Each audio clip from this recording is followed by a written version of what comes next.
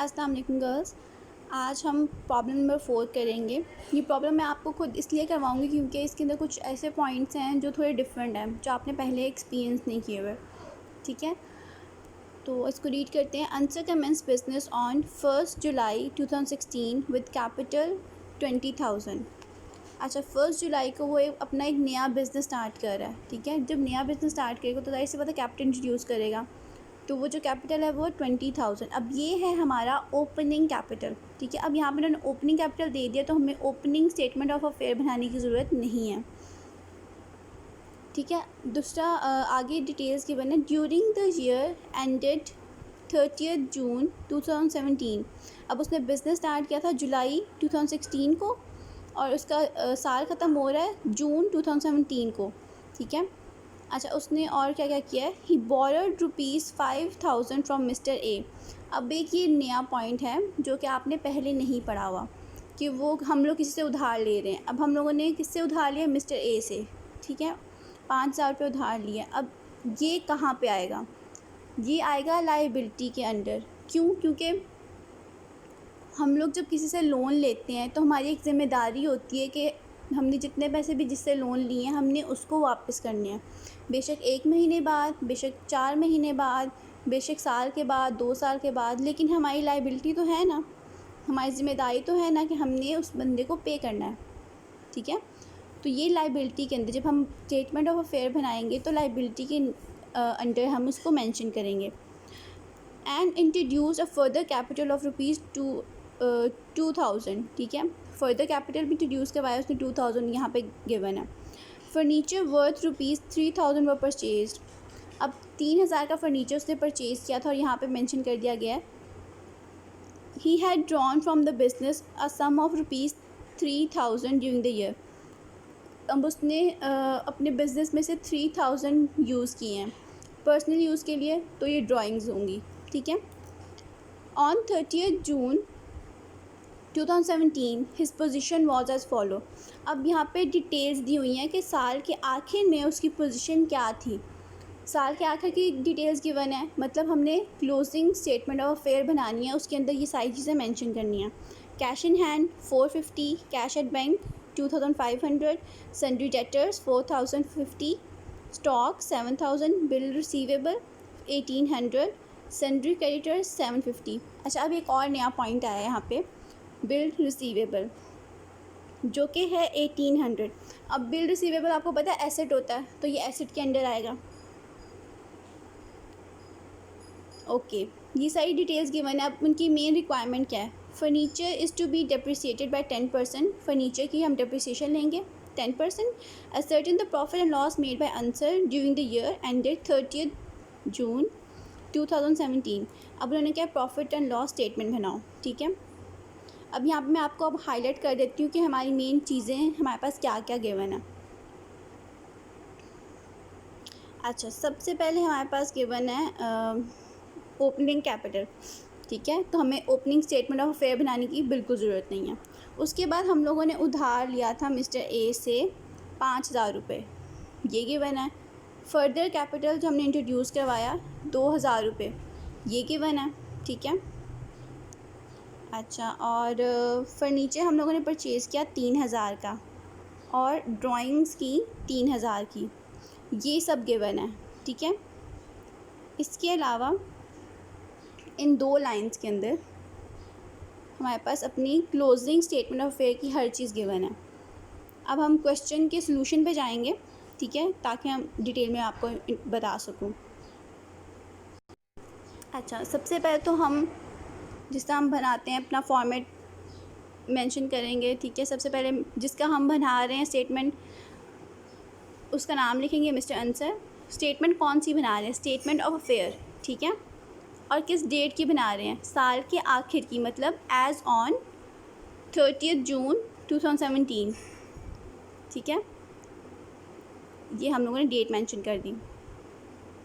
अच्छा, प्रॉपर अपना फॉर्मेट बनाया, एसेट्स लायबिलिटी। अब एसेट्स के अंदर हम लोगों ने क्या क्या चीज़ें लिखनी हैं? Cash in hand, cash at bank, sundry debtors, stock, bill receivable. अच्छा, अब आप लोग सोच रहे होंगे हम लोगों ने यहाँ पे फर्नीचर भी लिखा है, क्यों? ये डिटेल्स के अंदर तो गिवन नहीं था, लेकिन एक कॉमन सेंस की बात है कि फर्नीचर हमारा एसेट होता है, ठीक है। बेशक वो डिटेल्स के अंदर गिवन ना हो, ऊपर कहीं किसी स्टेटमेंट में गिवन हो, है तो वो एसेट ना, तो उसको हम एसेट के अंदर ही लिखेंगे। अच्छा, अब उन्होंने ये कहा था कि इस एसेट के ऊपर, मतलब फर्नीचर के ऊपर 10% डेप्रिसिएशन लेनी है हमने, ठीक है। तो हम लोगों ने क्या किया, इस 3000 का, जो 3000 था, इसका 10% ले लिया। 10% लेने के बाद हमारे पास आया 300, ठीक है। अब वो हम इसमें से माइनस कर देंगे। माइनस करने के बाद हमारे पास आंसर बच जाएगा 2700, ठीक है। अब यहाँ पे हमारे एसेट साइड कंप्लीट हो गई, ठीक है। अब हमने क्या करना है, एसेट साइड का टोटल करना है। टोटल करेंगे तो हमारे पास आंसर आ जाएगा 18,500, ठीक है। अब हम देखते हैं अपनी लाइबिलिटी साइड कि वहाँ पे क्या क्या चीज़ें हैं। अच्छा, सबसे पहले हमारे पास आ जाएगा सन्ड्री क्रेडिटर्स 750। अच्छा, अब मैंने आपको बताया था लोन हम जब भी किसी से लेते हैं तो वो हमारी लाइबिलिटी होती है, ठीक है। अब लोन डिटेल्स के अंदर नहीं गिवन था, लेकिन लोन ऊपर मेंशन था, तो हम यहाँ पे लोन भी लिखेंगे, लोन फ्रॉम ए 5000, ठीक है, ये लोन, ठीक है। अच्छा, अब हम लोगों ने माइनस कैसे करना है इसको, 18,500 में से 750 और 5000 को माइनस कर देंगे। माइनस करने के बाद हमारे पास जो वैल्यू बचेगी वो है 12,750। ये है हमारा क्लोजिंग कैपिटल, ठीक है। अब हमें ये भी पता चल गया। अब हम डायरेक्टली आ जाएंगे अपनी statement of profit and loss पे। अच्छा, यहाँ पे सबसे पहले हम लोगों ने मेंशन किया उस बंदे का नाम जिसके हम स्टेटमेंट बना रहे हैं। स्टेटमेंट कौन सी बना रहे हैं, statement of profit and loss. कब बना रहे हैं, for the year ended 30 June 2017। अच्छा, बहुत सी जगह पे ना वो डेट ऐसे भी लिख देते हैं, सर 30 जून है ना, तो वो लिख देंगे 30.6.2017, ठीक है। लेकिन हमने ऐसे डेट नहीं लिखनी, क्योंकि इससे बहुत गंदा इंप्रेशन पड़ता है। लिख सकते हैं लेकिन अच्छा नहीं लगता, प्रेजेंटेबल नहीं लगता। तो डेट हम हमेशा ऐसे लिखेंगे जैसे मैंने आपको यहाँ पे लिख के मेंशन की हुई है। सबसे पहले हम लिखेंगे डेट 30, उसके बाद कौन सा महीना है, जून, उसके बाद एक छोटा सा कॉमा लगाएंगे, ठीक है, और आगे हम साल लिख देंगे 2017, ठीक है। तो ये बहुत प्रेजेंटेबल लगता है, तो हमेशा आप कोशिश करो कि साल जब आप मेंशन करो, डेट मेंशन करो, तो ऐसे ही लिखा करो। अच्छा, हम आ जाते हैं मेन क्वेश्चन पे, capital at the end of year. अभी हमने फाइंड किया था 12,750, वो हमने लिखा। ड्राइंग्स इसमें ऐड करनी है, ठीक है। ड्राइंग्स थी हमारे पास 3,000 रुपये, वो इसमें ऐड कर देंगे तो हमारे पास टोटल आंसर आ जाएगा 15,750, ठीक है। अब उस 15,750 में से हमने एडिशनल कैपिटल को माइनस कर देना है। हमारे पास एडिशनल कैपिटल कितना था, 2,000 रुपये। ये जब मैं माइनस करूँगी तो मेरे पास पीछे बच जाएगा एडजस्टेड कैपिटल, जो कि कितना बचेगा, 13,750, ठीक है। अच्छा, उसमें से हम साल के शुरू का कैपिटल माइनस कर देंगे, 20,000 रुपये।